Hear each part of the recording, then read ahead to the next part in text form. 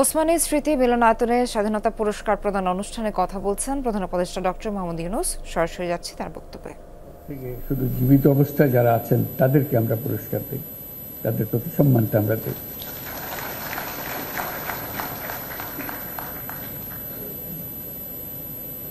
তারা আমাদের জাতিকে এক মহান উচ্চতায় নিয়ে গেছে। পুরস্কার দিয়ে আমরা শুধু তাদেরকে সম্মানিত করছি না, আমরা বরং জাতি হিসেবে নিজেদের সম্মান তাদের মাধ্যমে পাচ্ছি। তারা প্রত্যেকেই আন্তর্জাতিক ক্ষেত্রে বহুল পরিচিত। তারা সারা জাতির জন্য অনেক কিছু দিয়ে গেছেন। তাদের কথা, তাদের জীবদ্দশায় আমরা স্মরণ করতে না পারলে আমরা একটা অকৃতজ্ঞ জাতি হিসেবে চিহ্নিত হয়ে যাব। আমরা চাই যাদেরকে আমরা এই সম্মান দিতে চাই, যথাসময়ে সেটা যেন আমরা দেই। উপস্থিত সুধীবৃন্দ, সবাইকে আমার শুভেচ্ছা সময় সেটা যেন আমরা দেই।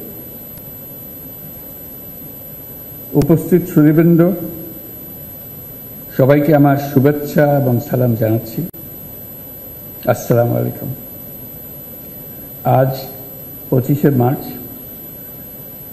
মানব সভ্যতার ইতিহাসে কলঙ্কিত এক হত্যাযজ্ঞের দিন।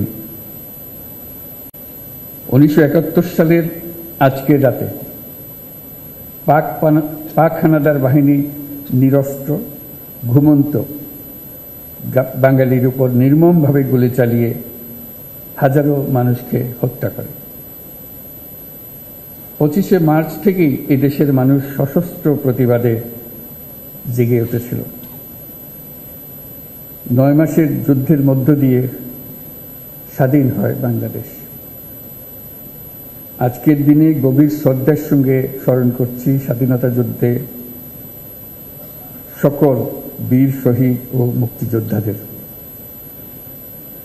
1971 সালে স্বাধীনতা যুদ্ধের উদ্দেশ্য ছিল একটি ন্যায়ভিত্তিক সমাজ প্রতিষ্ঠা করা, যেখানে আইনের শাসন থাকবে, মানুষের মৌলিক মানবাধিকার নিশ্চিত হবে এবং একটা বৈষম্যহীন সমাজ প্রতিষ্ঠিত হবে। কিন্তু স্বাধীন বাংলাদেশে এখনো ন্যায়ভিত্তিক সমাজ প্রতিষ্ঠা করা যায়নি।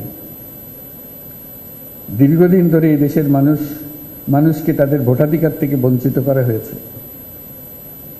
দুর্নীতি, লুটপাট ও খুনের রাজত্ব চালিয়ে দেশে একটি ফ্যাসিবাদী সরকার ব্যবস্থা কায়েম করা হয়েছে। আজকের দিনে আমি শ্রদ্ধার সঙ্গে স্মরণ করছি জুলাই গণ অভ্যুত্থানে শহীদ ও আহতদের। তাদের আত্মত্যাগের কারণে আমরা একটা নতুন বাংলাদেশ গড়ার স্বপ্ন দেখার সুযোগ পেয়েছি। এই সুযোগ আমরা কোনো ক্রমেই বৃথা হতে দেব না। সুধীবৃন্দ, কৃতিত্বপূর্ণ অবদানের জন্য এই বছর অন্তর্বর্তী সরকার 6 জন বিশিষ্ট নাগরিককে মরণোত্তর স্বাধীনতা পুরস্কারে ভূষিত করেছে। তারা সবাই বাংলার সূর্য সন্তান। অধ্যাপক জামাল নজরুল ইসলাম একজন বিশ্ববরেণ্য বিজ্ঞানী। পৃথিবীর নামকরা সব বিজ্ঞানীরা তাকে চেনেন। তিনি সবসময় প্রকৃতি ও মানুষের কল্যাণে নিয়োজিত ছিলেন। আল মাহমুদ আধুনিক বাংলা সাহিত্যের অন্যতম উজ্জ্বল কবি। তার কবিতা বহু কবি, লেখক, পাঠককে অনুপ্রাণিত করেছে। বিশ্বের শীর্ষস্থানীয় বেসরকারি উন্নয়ন সংস্থা ব্র্যাকের প্রতিষ্ঠাতা স্যার ফজলে হোসেন আবেদ